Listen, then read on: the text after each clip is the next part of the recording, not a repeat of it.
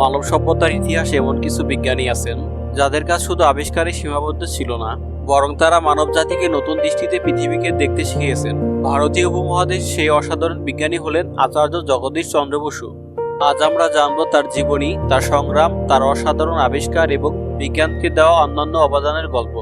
1858 সালে 30 নভেম্বর ময়মনসিংহ জেলার রাডিকান্দি গ্রামে জন্ম নেন জগদীশ চন্দ্র বসু।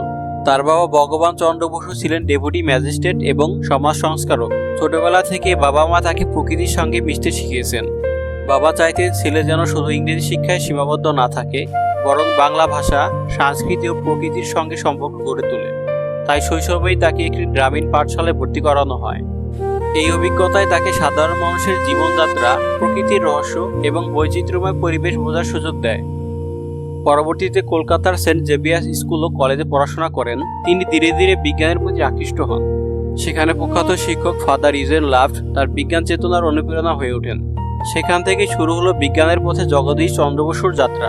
উচ্চশিক্ষার জন্য তিনি গেলেন লন্ডনে, ক্যামব্রিজ বিশ্ববিদ্যালয় এবং লন্ডন বিশ্ববিদ্যালয়ে পড়াশোনা করেন পদার্থবিজ্ঞান ও প্রাকৃতিক বিজ্ঞানে।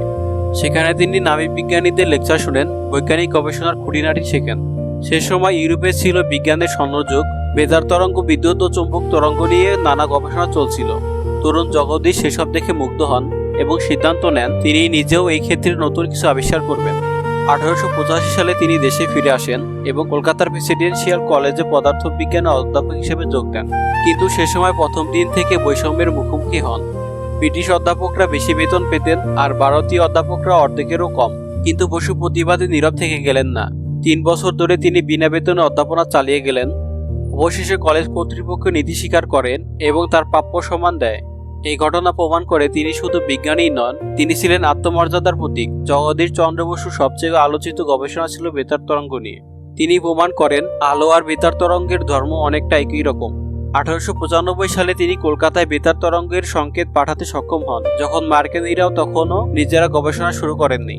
তিনি একটি অনন্য যন্ত্র কসকোগ্রাফ তৈরি করেন, যা উদ্ভিদের ক্ষুদ্র নড়াচড়া পর্যবেক্ষণ করতে সক্ষম। এর মধ্যে দিয়ে তিনি প্রমাণ করেন উদ্ভিদেরও জীবন আছে, তারা আঘাত পায়, তারা আঘাত পেলে কষ্ট পায়, আলো অন্ধকারে সাড়া দেয়, উদ্ভিদের প্রাণ আছে। এই ধারণা প্রথম দেন জগদীশ চন্দ্র বসু। তার গবেষণায় দেখা যায় গাছ আঘাত পেলে শৈলের সংকেত ছড়ায়, যেমনটা প্রাণীদের স্নায়ুতে ঘটে। তার এই আবিষ্কার বিজ্ঞান জগতে আলোড়ন তোলে। ইউরোপের বিজ্ঞানীরা প্রথমে সংকেতের আশায় ছিলেন, কিন্তু পরবর্তীতে স্বীকার করতে বাধ্য হন যে জগদীশ চন্দ্র বসু সত্যিকারের বিপ্লব ঘটিয়েছেন। বসুর কাজ আন্তর্জাতিক বিজ্ঞান সমাজে স্বীকৃতি পায়।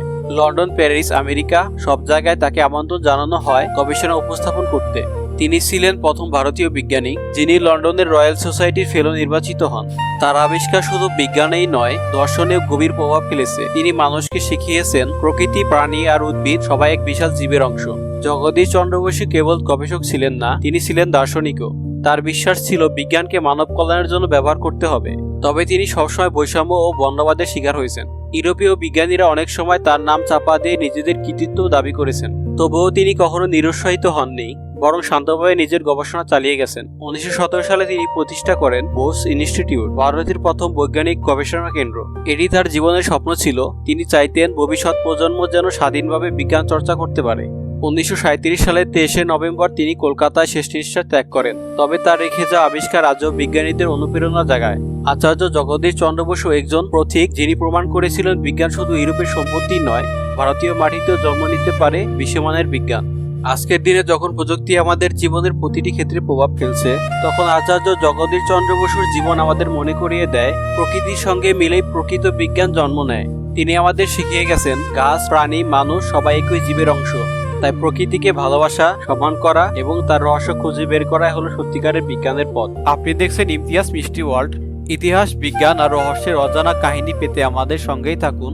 ভিডিওটি ভালো লাগলে লাইক, কমেন্ট আর সাবস্ক্রাইব করতে ভুলবেন না। ধন্যবাদ।